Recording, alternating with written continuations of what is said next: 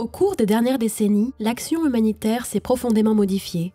Partant d'un élan de solidarité de la société civile, elle est peu à peu devenue un enjeu de relations internationales.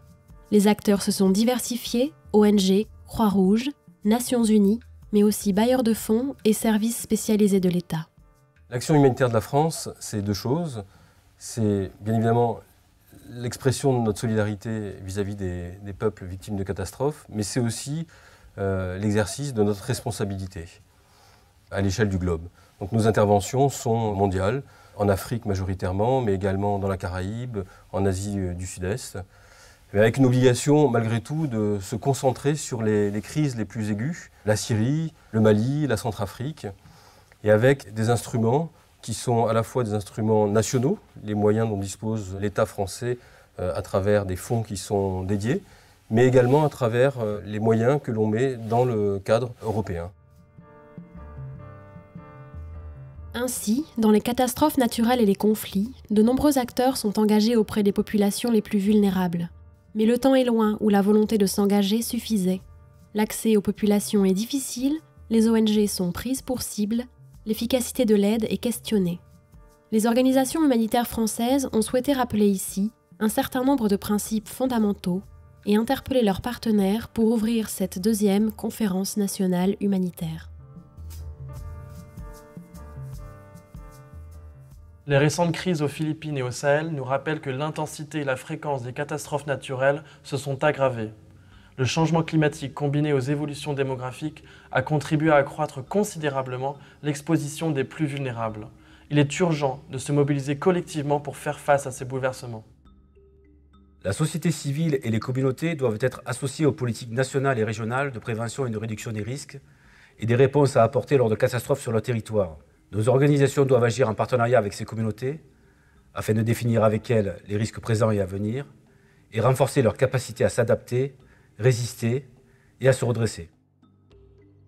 La réduction des risques et le renforcement de la résilience sont cruciaux pour promouvoir un développement durable et espérer éradiquer l'extrême pauvreté.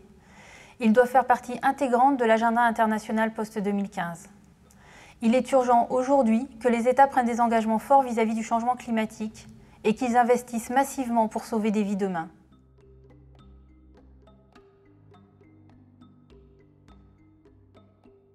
Syrie, Centrafrique, Birmanie.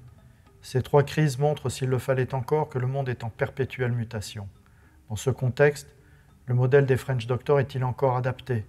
Est-il vraiment neutre, impartial, apolitique? Devons-nous réfléchir avec les mêmes principes que ceux du siècle dernier? Il faut soutenir l'émergence de partenaires nationaux et travailler avec les communautés. Grâce aux partenaires nationaux, nous avons accès aux populations, y compris quand la situation est dégradée. Depuis 10 ans, ils sont les principales victimes de l'insécurité. Mais après la crise, ils sont sur place et poursuivent l'action. Ils participent à l'action humanitaire dans la durée.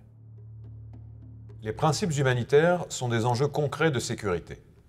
L'Union européenne a adopté un consensus qui tente de sanctuariser l'aide humanitaire, qui vise à la protéger de toute interférence politique en réaffirmant la neutralité et l'impartialité de l'aide. Nous rappelons que sans le respect et le soutien des États à ces principes, les ONG sont encore plus exposées à l'insécurité.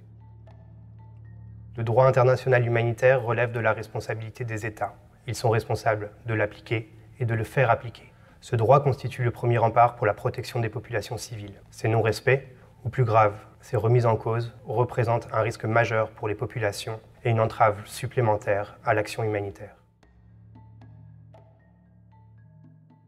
Les ONG doivent continuer à se battre pour garder leur indépendance afin de délivrer une aide humanitaire sans autre considération que celle des besoins, en dehors de tout agenda politique, militaire ou judiciaire. Dans un environnement humanitaire chahuté, avec une diversité des acteurs, garder cette indépendance est un véritable défi pour les années à venir. Dans l'architecture de l'aide, l'accès aux populations dépend du dernier kilomètre. Les ONG sont les acteurs de ce dernier kilomètre. Il est au cœur de notre action, notre raison d'être. Il est le plus crucial, le plus dangereux, le moins sécurisable. Il faut accepter la contrainte, y travailler. Il n'y a pas de solution miracle, sauf à renoncer à parcourir ce dernier kilomètre.